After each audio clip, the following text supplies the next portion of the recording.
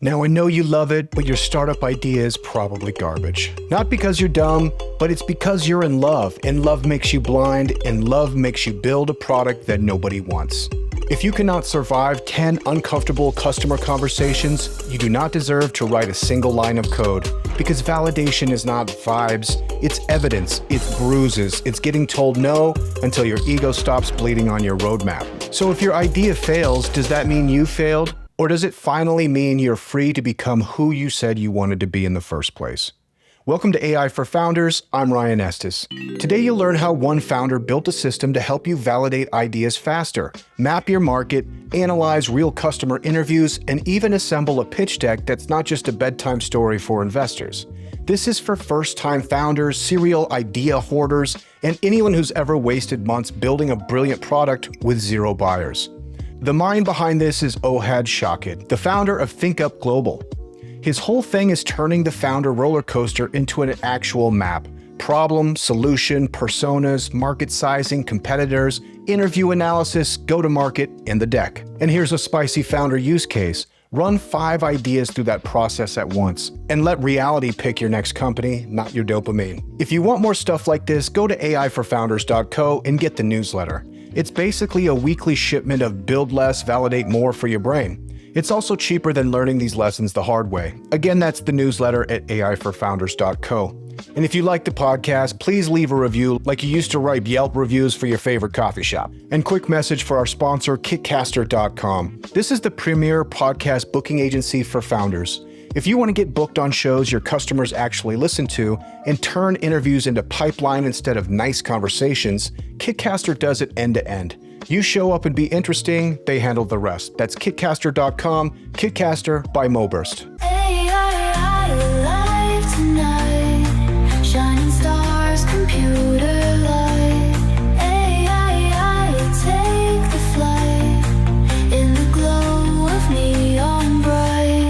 There we go. Ohad, welcome to the show. Thank you so much for joining me. Thank you, Ryan. Thank you for hosting this. Absolutely, my pleasure. And did I pronounce your name correctly? Yeah, it's Ohad. Yeah. Ohad, yeah. Okay. I was going Ohad, but that's I know. That's my fine. Colorado accent shining through. Then Ohad. Okay, fantastic. I'm so excited to talk to you because truly you are a founder's founder, which is to say that like you're out here making it easier in providing tools for founders to ideate projects and then ultimately raise raise a round of financing through the idea stage. Now, that's probably a unjust summary, but I'd love to get into it. So give us an overview of ThinkUp.global. Yeah, absolutely. Yeah, I think you got it right. It's coming from my own challenges and pains. I've been a founder. I'm still am a founder. And coming out of my first startup, I experienced the same pains as my users.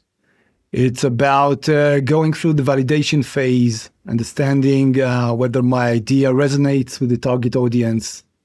I don't want to rush in and build stuff that nobody would want, like they say in Y Combinator. So it's all about helping founders navigate their journey, the roller coaster, the unknown, the uncertainty, what to do next. And we're trying to map it out. We crafted a methodology on proven best practices.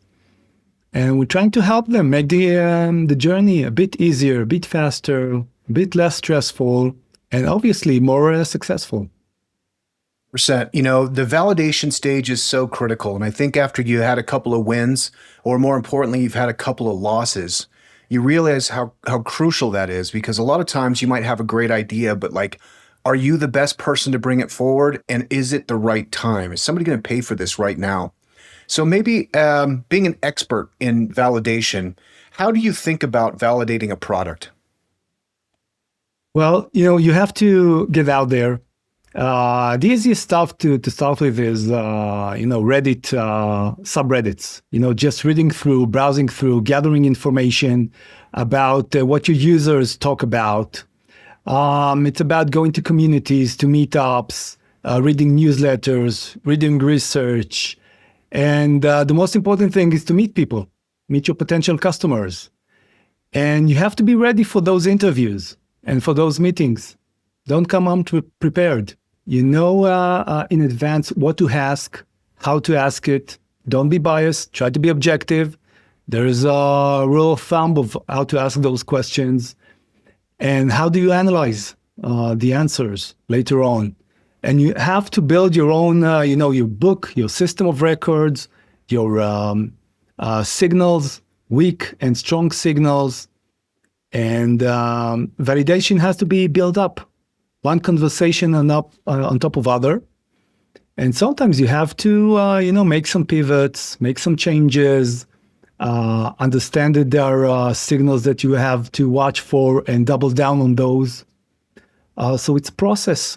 And you have to get out of your comfort zone and get some negative feedback. Some people wouldn't be interesting for them. You have to accept that. Yeah.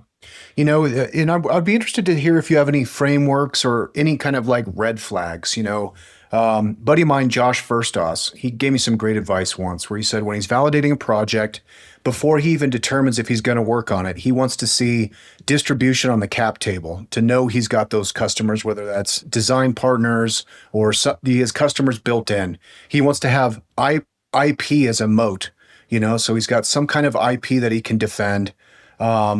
And then the other, he's got industry domain expertise, and hopefully the founder has all three of these. Usually, a founder has some kind of like industry expertise. Usually, they're working towards some kind of IP. The distribution seems to be a tricky one because oftentimes it's hard to find a TAM, approach them in a way. So I'd be curious if you have any kind of frameworks or any kind of like, just kind of like checkpoints for a founder to cross off, so to speak, before they're going to consider a project. Yeah, I think the first point you raised were red flags.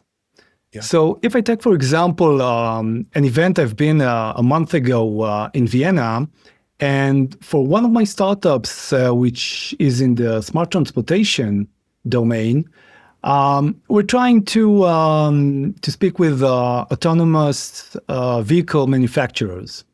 And I happened to meet a representative of one of the vehicle manufacturers, commercial autonomous vehicle manufacturers, and he was scouting for startups, for new ideas. And when I talked to him about what I thought could be a problem for them, which is achieving more data, more external real-time data from road sensors, I felt he didn't pick up the subject. He just kind of ignored it and went to speak on other stuff. That was a clear flag for me that it's not a problem for them. It's not an issue. And he started talking about the solutions that they have, and it was clear that it's not a problem for them. So I didn't see any point of, continuing the conversation in that path. And that was a big signal for me that there was no problem there. Now, in terms of distribution, lots of people like to use maybe it's a recently new playbook, and that is building your audience and community in advance. Okay, when you start ideating, start posting on social about the domain, the problems that you think your target audience is facing, and see if you get some feedback, people that are that really like what you're talking about, and it really resonates with them. And try maybe even building a community around the topic, around your target audience. That's the best direct approach to your audience. And then picking up their problems and their needs. That's a great playbook. And, I'm obviously a big fan of that myself. It's tough. It's tough to go out there and find an audience, but I feel like it's a journey worth pursuing. So ThinkUp has a start for free option. So I'm going to Yeah. sign up for ThinkUp. What are my first steps on the platform? And when you're thinking kind of like speed to value, what do you want people to accomplish in the first 5, 10 minutes on the platform? Yeah, great question. So after a short onboarding process, we ask you a few questions to understand where exactly are you on your journey and how much prior knowledge do you have. That is how we personalize the journey. Some people are more experienced, some people are less, some people just had the idea yesterday, some have been working on it for the last 6 months. So we're trying to understand where you are in your journey. And then, the first thing is, what's your idea? Kind of a simple question, right? What's your idea? We then break it out to the problem and solution, because ideally there always should be a problem that you're trying to solve, a pain point for someone. The problem, the solution, what industry are you at? And once we go through with that, we present a few suggestions for you, either market reports, either a few potential competitors, and who could be your end users, the people that will buy your product. And from that point on, you can dive into each of the topics that you would like, either diving deep into the personas, mapping your personas, end users, decision makers, the pain points, their needs, their aspirations, or you can go into market analysis. Try to do some top-down market research, maybe some bottom-up, how many potential customers you're going to have, how much they will be willing to pay. Or you can dive deeper into your competitive landscape. Who are your competitors, direct, indirect? So, this is the first, session that we hope that you can go through, and will provide you some value, initial value. Amazing. So you're gathering all the information. You're basically brain dumping the ideas onto the platform and then seeing like, well, who are my potential customers and what attributes do they have truly? Then how big is that potential market? And Exactly. you're kind of just laying it out. What would be Yeah. the next phase? Well, you have a map. We've laid down all the modules on a map. That would make the journey much clearer. And all the information that we mentioned are poured into different modules, the different buckets: customer discovery, market analysis, competitive analysis, customer research. And then you can use the map and move from one module to another, one step to another step, complete each step. Each step has, 5, 10, 15 items to complete. It depends on the step. You will then be guided on where to find your potential customers. You can go out, record the interviews, come back, upload it. The platform will help you analyze the interviews, and you move on, to go to market strategy, business model building, and then you would have the full pitch deck. Now, it's not a 10, 15 minutes process. It could take weeks. Sometimes it could take months. It depends on your industry expertise, your distribution reach, how easy it's for you to reach your potential customers, how much work are you willing to put in. Okay, it's not an easy process, I have to say, but very rewarding.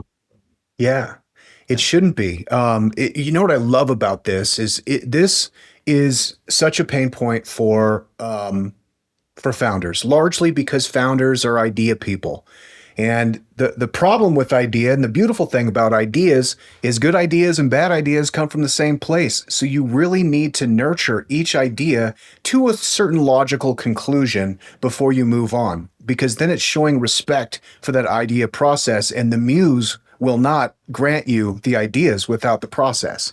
So what's beautiful for this is there's a feature or in a plan, the builder plan, which is $69 users per month, has unlimited startups, which is to say this validation process you're talking about can exist on the platform for multiple ideas. which to Exactly. me is absolutely brilliant because what I've got is a spreadsheet and tabs at the bottom that have all the different ideas on the tabs, and then it's just an amalgamation of just gobbledygook and notes Yeah, as I'm trying to figure out like, hey, what's worth my time? You know, for exactly. me, it's like I put guardrails in place that, if it's not fun, it doesn't make money, and it's not of service, I won't even think about it. So I have to always check. I have to get the ideas down, start walking through some of my own personal guardrails to make sure that I'm utilizing my time because ultimately I only have so much time, you know, Yeah. to check. So like this is a great process, especially when, you get hit with those intoxicating ideas that We love might them all, last. right? We love them all. Yeah, because and that's the best part, the idea, you're like, "Oh my gosh, this is so cool." And you Yeah, got yeah, your place to put it, let it cook, like start walking through until it gets to a place where you're like, "Ah, you know what? I had 6 interviews and it's not ready yet." But then yeah, you yeah, have your other idea. So that this validation process, especially when you're in between projects, or let's say you're a recently exited founder, which is kind of a dark night of the soul for a lot of us, which is like, oh man, I did the thing I set out to do. What am I going to do now? exactly, This exactly. feels like a kind of structure that would be very comforting in that kind of situation. Yeah, absolutely. And I really like what you said. Respect for the process.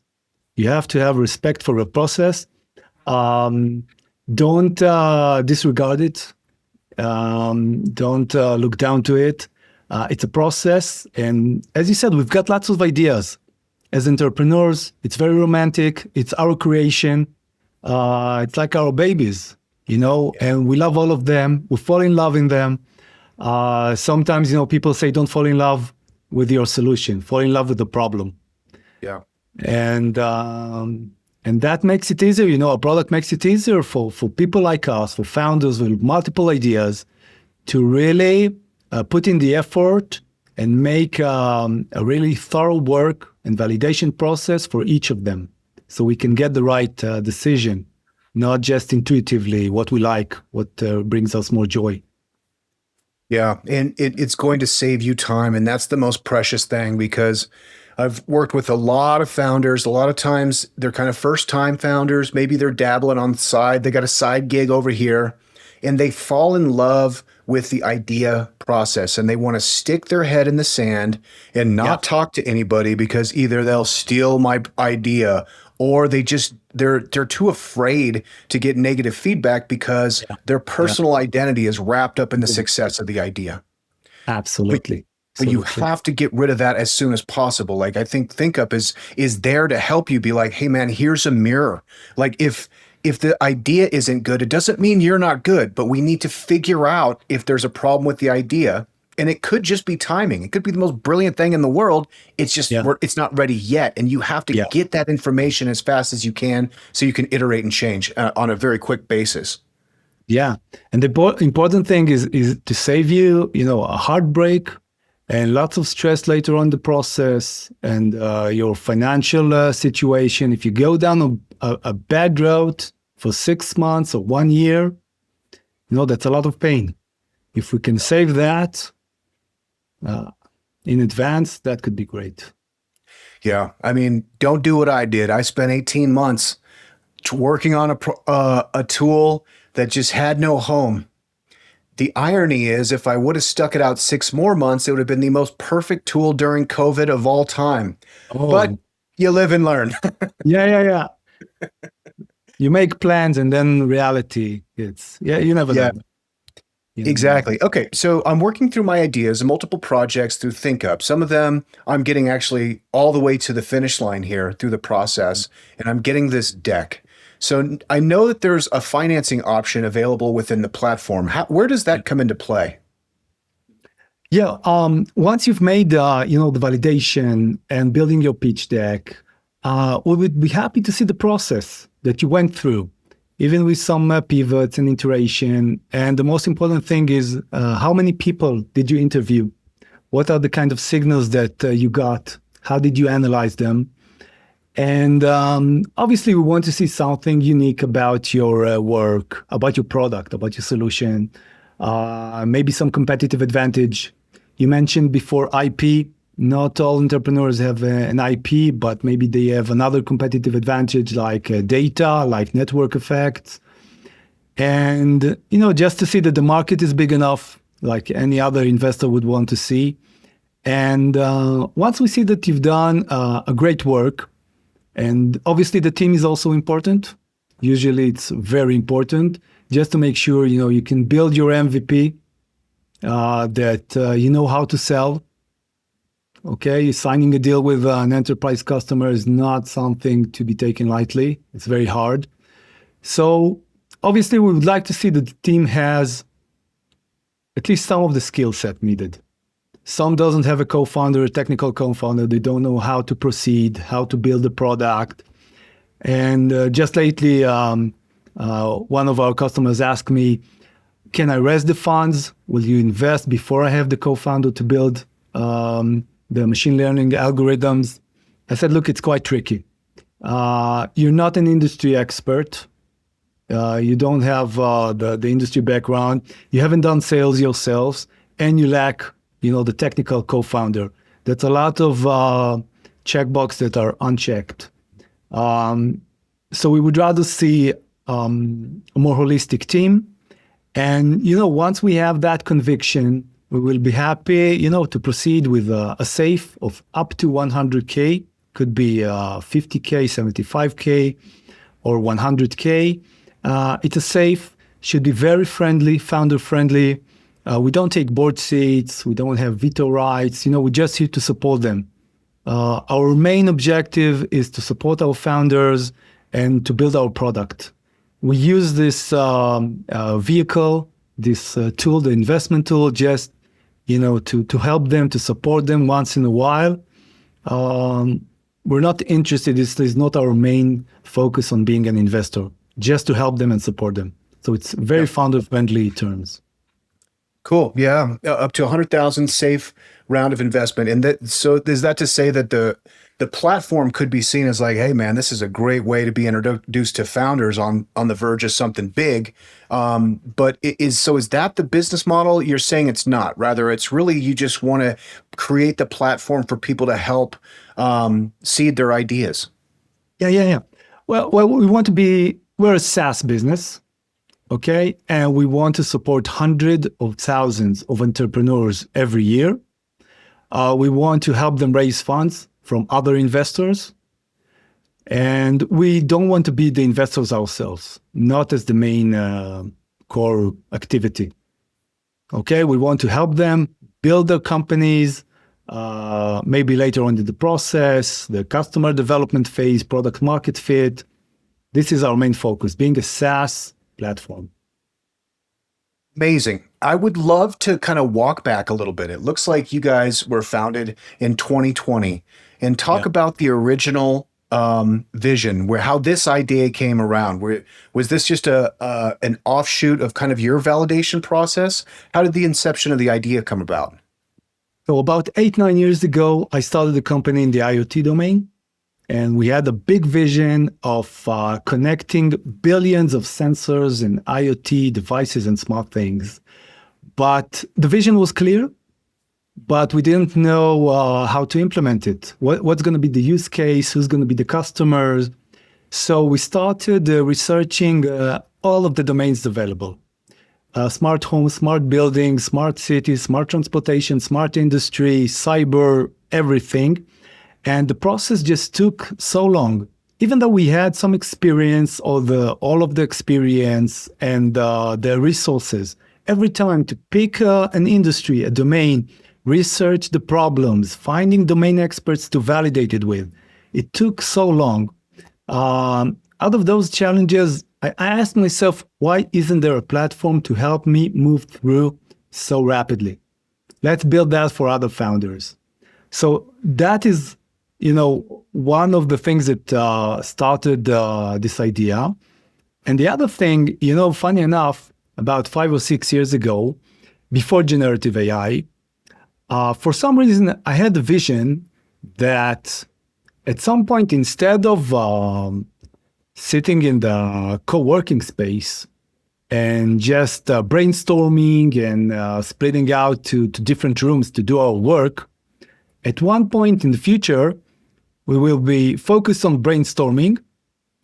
And from that point on, someone else or something else would execute our ideas. And when I told that to my partners 4 or 5 years ago, they kind of laughed. That's impossible. So guess who's laughing now? I love it. And I didn't know generative AI, to be honest.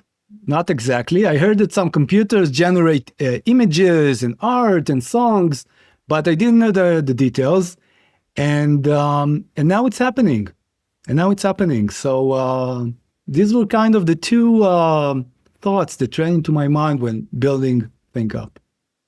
Oh, yeah. I love it. How did you go about financing the project from the beginning? Did you raise a seed? Well, not yet. We're kind of bootstrap. You can say we're bootstrap, but I've got some prior capital to investments that me and my family have done decades ago. So we're still building on that and using that capital to finance our operation. Not a cheap one, I have to say. It's a very big project, complex. It's a B2C, which most people try to shy away from. Requires lots of product designers, product managers, lots of methodology managers, and analytics. There's a lot of analytics and BI to analyze user behavior and customer behavior to improve the product. And obviously marketing, B2C, you can spend endless amounts of money on marketing. So not a cheap project. Not a cheap project. And you've managed to wrangle a really extensive team. Yeah. I love how hands-on the product is for founders, because you're talking about the emotional journey. And it is going to be excruciating, just guaranteed. It's very, very hard to do what we do. So having that extra human touch seems necessary, and also seems just like a great compliment. How did you go about arranging a team around the project early on? I have to say, at least 50% of my team are women. And I think that's an important aspect. And we're trying to embed emotional design and emotional support into the project, delight, and gamification to make the journey and to make the product as enjoyable as possible. And I've had a few, employees change, personnel change. I've had some founders in the beginning, not actually co-founders, more like partners or founding team, a CTO, chief of design and user experience, and not everything got along after a couple of years, not between the team, not between me and them. Not everyone had the same vision or had the same place for their expertise, when the company grows. It wasn't clear at the beginning. That was my mistake. It wasn't clear at the beginning what's going to be the role for each and every one of them 3 years into the future. And that causes some chaos and mismatch. And I also hired some marketing and support people before the product was ready, which was too early. And so we had lots of turnaround of people, unfortunately. But now for the last 2-3 years, leadership and team are very solid. They work together. They love working together. You see that on the weekends, in the evenings, people are engaged both professionally and personally. And I think it's amazing. That's the best signs that people like working together. It's amazing. And did you do anything to help incentivize that? Did you set up equity shares for founding members, things like that? Yeah, absolutely. All team members get equity, get options, vested options. Absolutely. But I think, it could be a cliche, but the important things are independence provide your team with independent decision making. You have to support them on their initiatives, on their goals, their ideas. You have to delegate as much as possible. Anything that they can do, I let them do it. I don't interfere. I'm there to help them and support them if they have an issue. And I'm trying, to put the spotlight on them. They're the ones speaking in company meetings as much as possible. They're bringing their ideas. They lead the way as much as possible. I'm trying to be the controller, to set the vision, the strategy, the finance. And I have to also be transparent about everything that's going on in the company as much as possible. It's not like me and them. It's kind of us together. This is what's going on in the company. You're part of it. This is not my company with my data, and I would only provide data as far as I want. No, try to be as transparent as I can. So things are shared, decisions are shared. I don't make all the calls. I let them make the calls as much as possible. And unless, it's critical and I veto something, what that's, I think, as important as option plant. Yeah. At least. Yeah. I love that.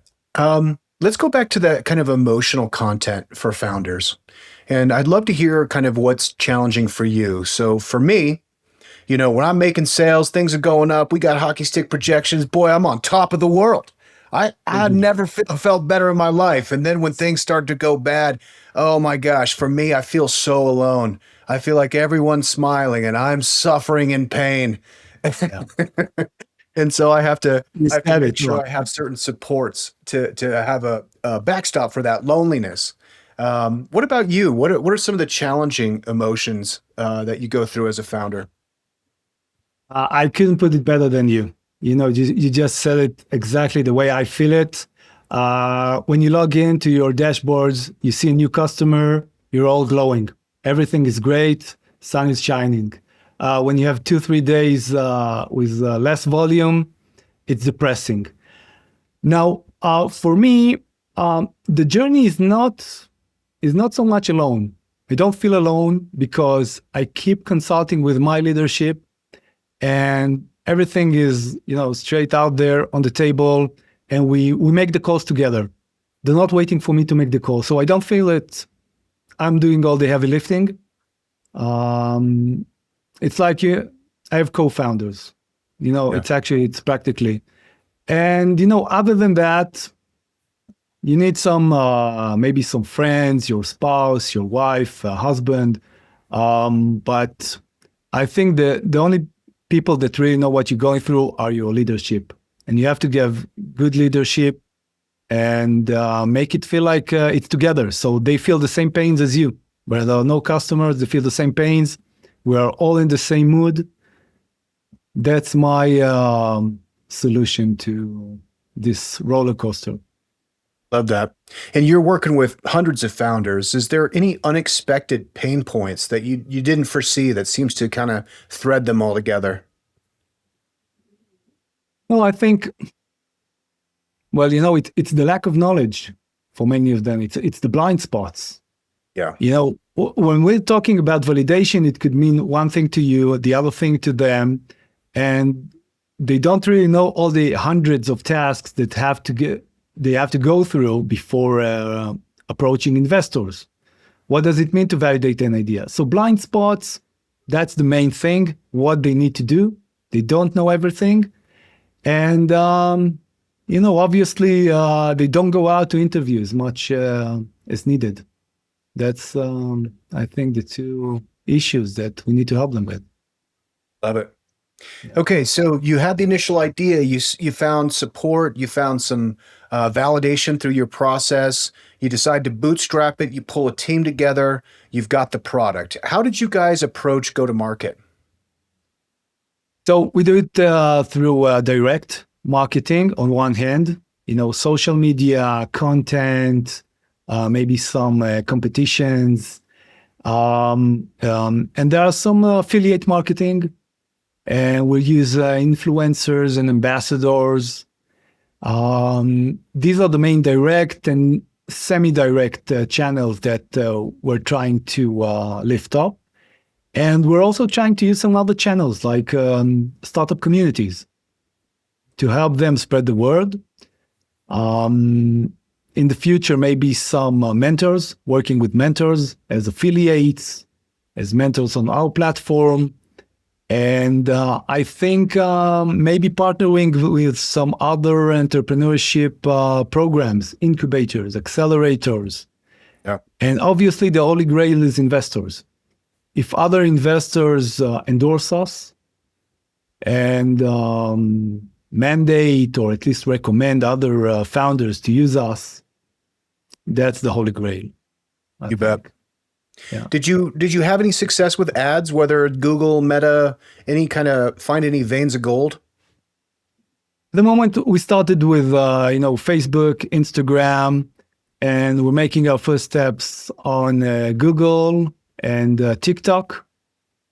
So it's showing signs of early success. But we're just 6-8 months into the process. It's hard to build all of the platforms together at once when you have just one marketing manager. You're just a startup. But I think Meta is looking promising at the moment.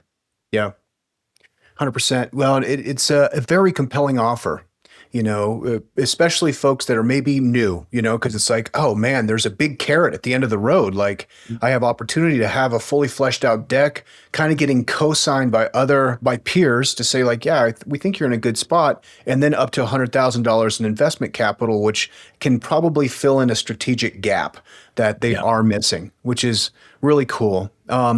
Now, with the folks that have been using your platform now, what are maybe their attributes? Are they largely kind of folks that have kind of a side hustle and they work in corporate America? Is it new students, graduating students?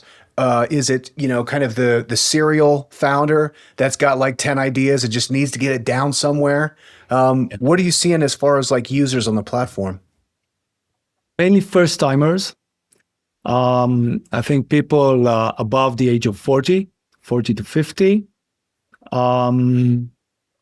It's not a side hustle. It's their main focus. And I don't think they don't come from the corporates. I think they've left their job or something of that sort, and they're passionate. It's their first project.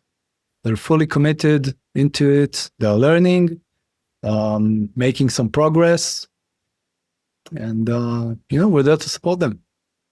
Love it. You guys are in growth mode for sure. It sounds like, which is really cool, and that's my favorite mode to be in.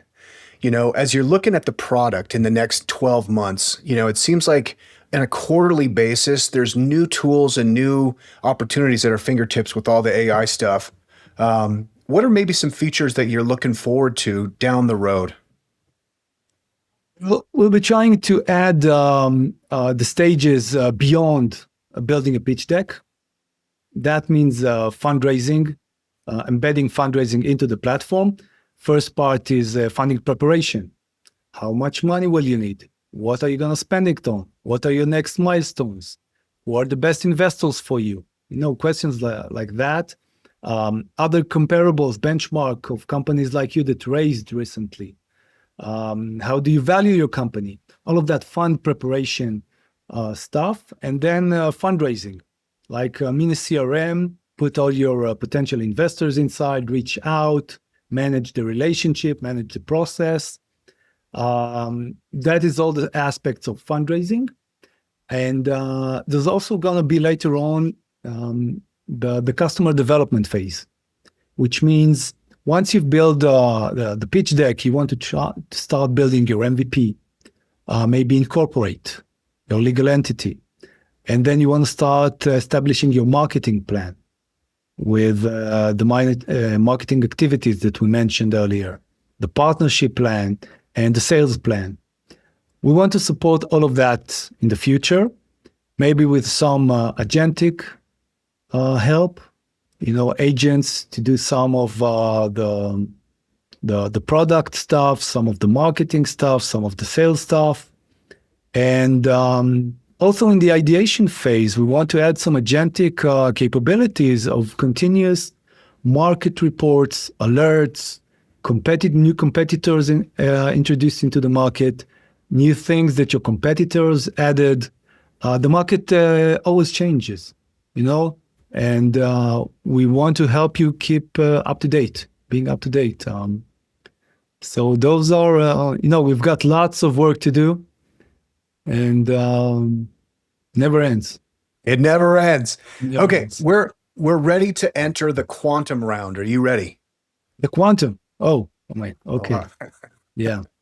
it's the next level of hot. This is what we're doing. Yeah. Uh, Awesome. okay. You're obviously very bullish on startups and startup founders in general, which I love. What is like maybe an overlooked signal that you should kill a project? What is the one thing that founders overlook that is a dead giveaway that they should stop and pivot to something else? That's a difficult one. I can't say I practice what I preach. I'm I'm not I'm fully bullish on my ideas.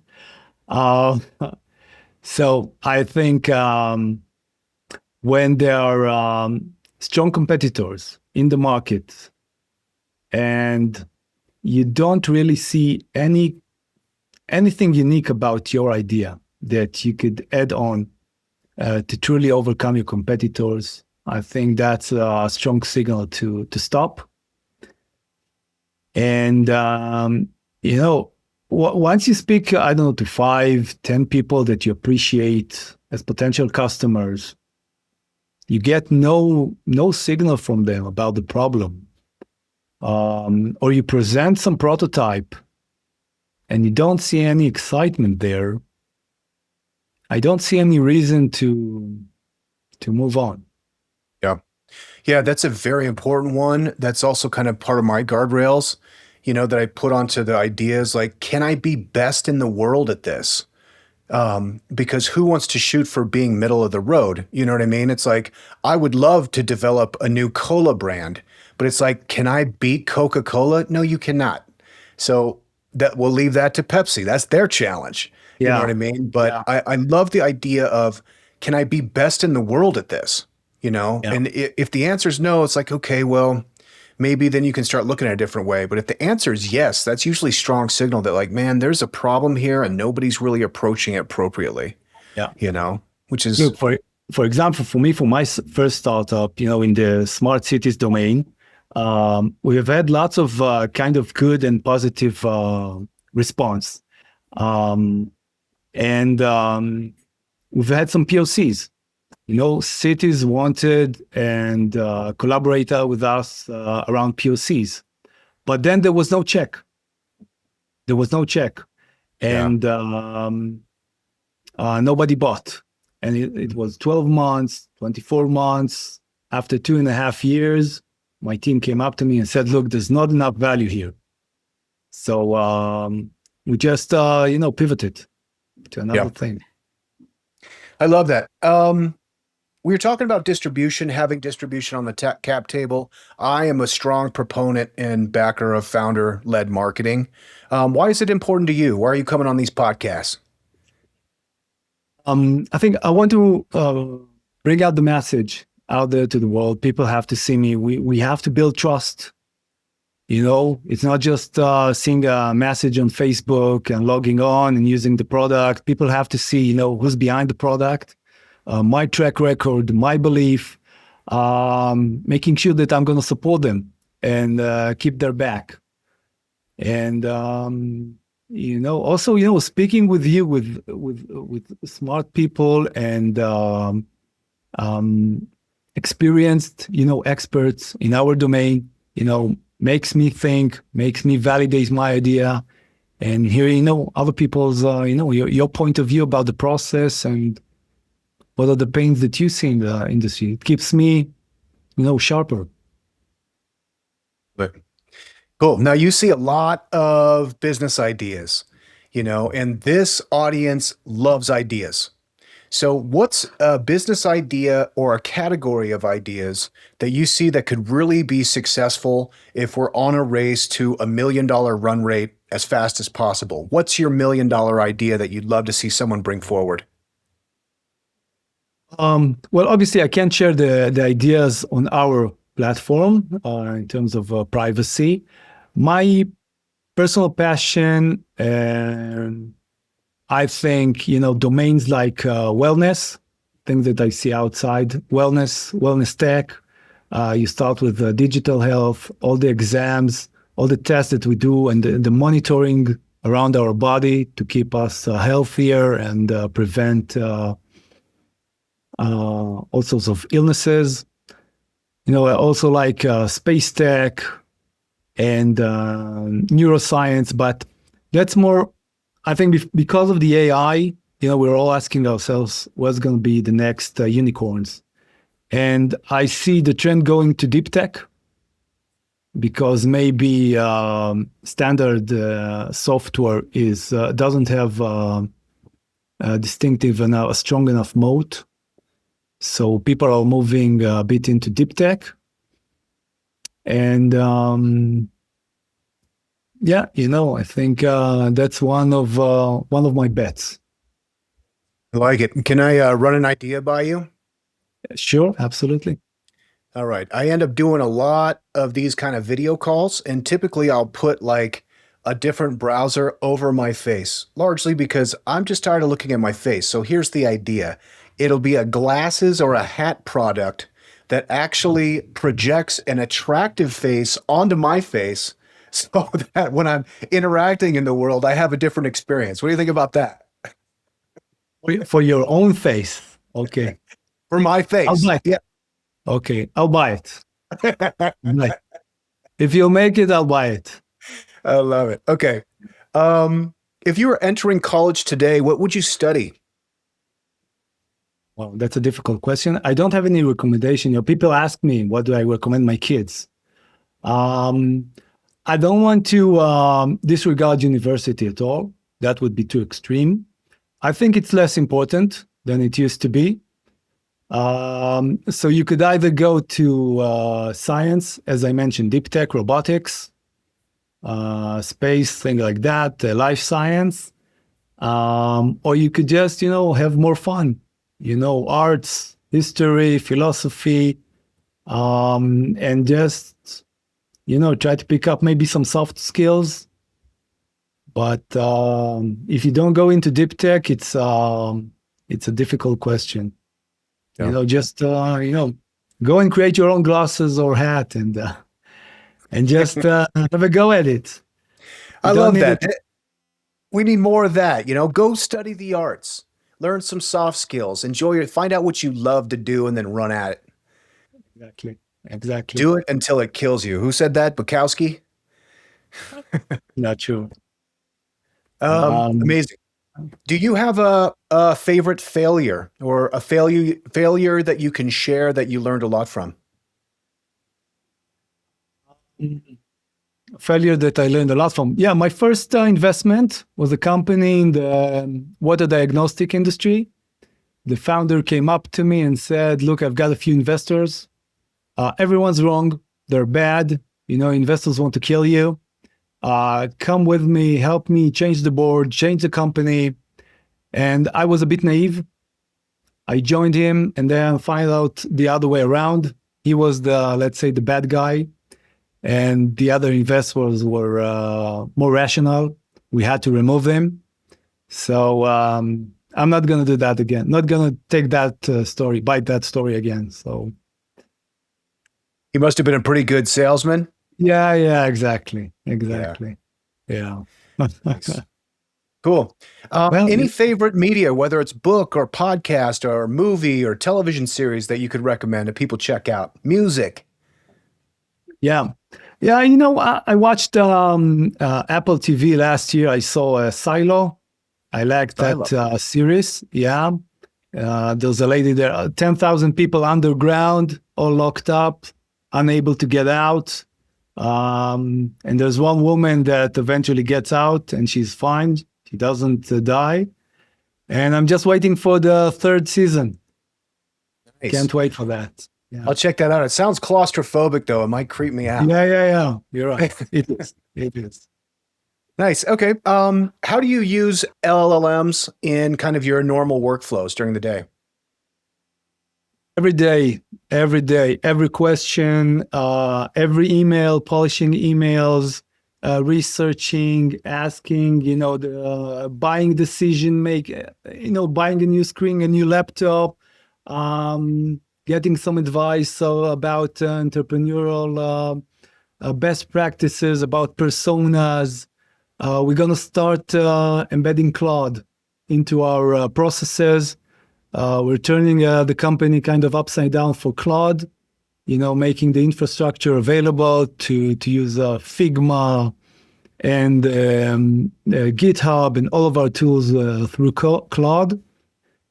And we're learning all the time, new tools, Notebook LM, using it for research, for making slides, presentations. It's everywhere. It's everywhere, truly. Everywhere. Ohad, this has been absolutely wonderful. I really appreciate you coming on the program. ThinkUp is the company. ThinkUp.global is the website. What's the best place for people to connect with you personally online? LinkedIn. Yeah, I'm available on LinkedIn. Yeah. Drop me a line, and then we can take it through to email, WhatsApp, if it makes sense. Incredible. Yeah. I am really looking forward to using the platform. I'm going to recommend it to my daughter, who's in university right now and has that entrepreneurial bug, and just to start to really build the foundation early on of validating your ideas is the best thing you can possibly do as fast as you can get to it. Yeah. It's probably the most valuable lesson to learn as an entrepreneur, in my opinion. Absolutely. So Ryan, thank you very much. Oh, it's absolutely my pleasure. I'll link up all the links to everything in the show notes below. So if you're listening to this, just scroll down below and please do reach out. Ohad, this has been wonderful. Thank you. Yeah, same for me. It's been wonderful. Thank you, Ryan. I appreciate it. This episode is brought to you by MoBurst, the AI-first growth engine trusted by iconic startups like Calm, Robinhood, Reddit, Uber, and Google. MoBurst is a digital full-service mobile-first marketing agency that helps companies to scale and become category leaders. Whether you're finding product market fit or ready to accelerate growth, MoBurst delivers creative, data-driven solutions that help with scale and efficiency and impact. At MoBurst, we're not just guessing what works, we're predicting it. As an AI-first agency, MoBurst uses cutting-edge tools to analyze user behavior, adapt creative in real time, and uncover hidden growth opportunities. The result, marketing that's faster, smarter, and built to convert. From early-stage startups to global brands, we've helped hundreds of companies overcome complex challenges, unlock new audiences, and optimize every metric that matters. At MoBurst, we believe that creative thinking, advanced technology, and data are the core drivers of success at scale. If you're serious about scaling your business with precision and purpose, it's time to talk to MoBurst. Visit moburst.com and let's build something category-defining together. Hey founders, let me ask you this. Are you building with AI or getting left behind by it? If you're serious about scaling smarter, faster, and bolder, you need to check out aiforfounders.co. It's your go-to resource for cutting through the noise and actually using AI to grow your startup. Each week, AI for Founders drops a sharp, no-fluff newsletter, dives deep with expert guests on the podcast, and hosts monthly workshops where you can get your hands dirty with the real tools and strategies. Whether you're pre-seed or Series B and beyond, launching something new, or just staying sharp, AI for Founders gives you the edge you need to win in 2025 and beyond. Hit aiforfounders.co to subscribe to the newsletter, tune into the podcast, and grab your spot in the next workshop. And it's all free. Build smarter, move faster, think bolder with AI for Founders. Now back to the show.